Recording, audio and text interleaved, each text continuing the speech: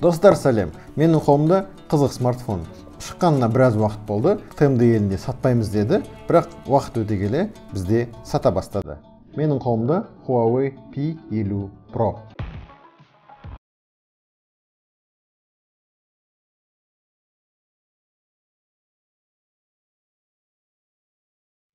Тез бұл смартфон туралы айтайын. Ал сен лайк бас. Тіркелмесең міндетті түрде тіркел. Тіркелгенде мына жерде колокольчик болады, сол колокольчик сұр болу керек. Ал тіркелсең, лайк бассаң, достармен бөліс. Дизайннан бастайық. Төрт жағы дөңестелген, 6x6 дюймдық дисплей, алғашқы рет алюминий литийлі шыныдан жасалған, ал ол бұрынғыдан жеңілдеу және мықтырақ. Бірақ өте сырғанағыш. Қолда да кез келген мата үстінде қойсаң, сырғанай береді. Түстері сары алтын және қара алтын болады.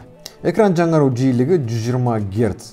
Қымбат смартфондарда көзді ауыртпайтын шим-диминг технологиясы болады.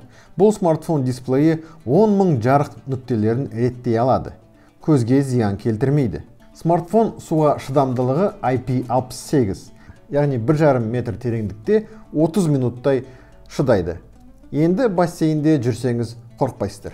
Біраз адамдарда стереотип қалды. Бұл смартфон шеттері дөңестелген болғандықтан ескі Samsung 7 Edge дегенге ұқсайды.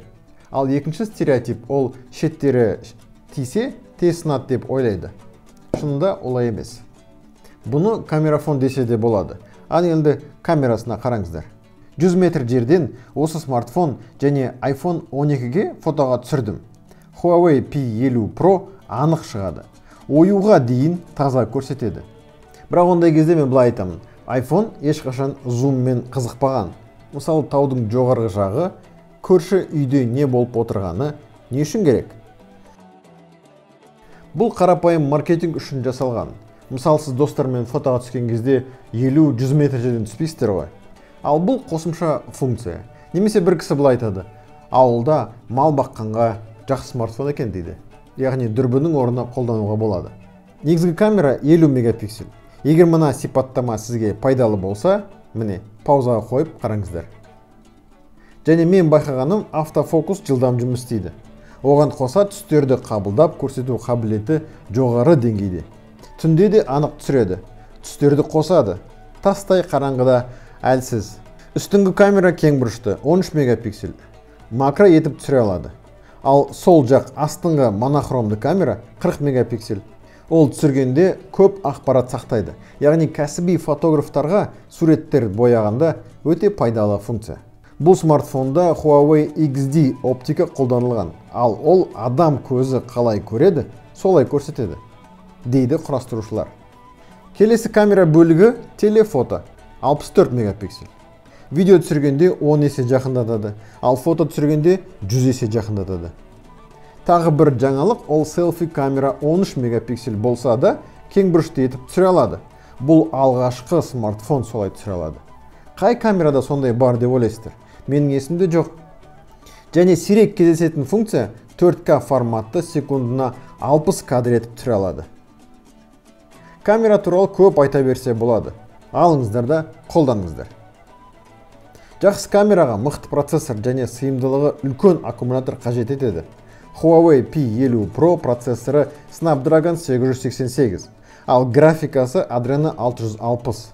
Кез келген ойынды жоғарғы баптаулармен ойнай аласыздар.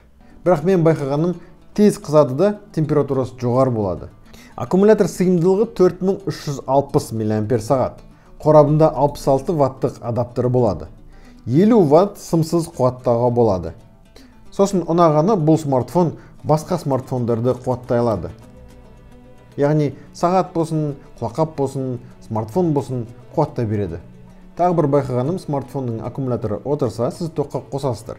Яғни тоққа қосқан кезде, тоқ келген кезде смартфон өзі қосылады.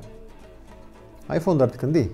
Ал енді көпті мазалайтын сұрақтардың бірі ол Google сервис туралы. Нақты Google сервистан не керек бұдан деп сұрасам, Google сервис жоқ деп отыра береді. Яғни бұл мидағы стереотип. Сонда Google сервистан сіздерге не керек? Комментарийге жазыңыздаршы. Мен сіздерге нақты жауап беремін. Сондай адамдарға мен 3 нұсқа ұсынамын. Бірінші нұсқа ол мына смартфонның ішінде G-Space деген приложение бар. Соны қосасыздар да, ішінде Google сервис па, Google диск па, YouTube па бәрі бөлек орнатылған. Соны қолдансаңыз болады. Екіншісі, ол егер сізге арнайы бөлек YouTube керек болса, бұрыннан бар YouTube Vanced деген приложение бар, сізде бөлек YouTube болады. Қолданыңыздар, кішіне кіріп лайк басаласыздар, комментарий жазуға болады. Және үшіншісі, қиын, қымбат жолы бар. Ол мына смартфонды, яғни Huawei смартфонын программистерге бересіздер. Бір аптаның ішінде сіздерге ішіне Google сервис орнатып береді. Кәдімгідей бөлек Play Market, бөлек Google сервис, яғни YouTube бөлек болып тұрады. Кез келген басқа смартфондар сияқты. Ал енді бәріне ұнамайтын сұрағына келдік, ол бағасы. Бұл смартфонның бағасы 549 мың теңге. Егер сіз ертерек алсаңыз, акциямен сізге Huawei Band 6 сыйлыққа береді. Яғни Huawei сіздерге сондай сыйлық жасап жатыр. Ал мен сіздерге басқа сыйлық жасайын. Бұл видеоның астына лайк бас, комментарий жаз, достармен бөліс. Мен де сіздерге сол сағатты сыйлаймын. Яғни менің қолымдағы ерекше осындай белбеуі жоқ сағатты сыйлам кеп тұр. Енді қолданған деп ойламаңыздар, өйткені жағдайы, яғни состояниесі өте жақсы. Енді бұл сағатты ұту үшін бұрынғы шарттар: лайк бас, комментарий жаз, достармен бөліс. Бір айдан кейін бұл сағаттың иесі басқа адам болады. Бірақ комментарий біреу болсын, өйткені кейбір мысық адамдар 10 комментарий, 20 комментарий жазады, яғни ұтып алам деп ойлайды. Программа былай істейді: бір адамның, бір автордың комментарийсін алады. Яғни сіз 100 сообщение жазсаңыздар да ол саналмайды. Немесе былай шарттарын қиындатайын: кім 10 комментарий, яғни 2 комментарийден артық жазса, жойып тастаймын. Жалпы айтайын деген осы, смартфон туралы айттым, сағатты сыйлаймын. Неге? Өйткені менде басқа сағат болады. Ол туралы келесі видеода көресіздер. Сау болыңдар, комментарий жазыңыздар, бұл смартфон туралы өз ойларыңызды жазыңдар. Мен сіздерді күтемін.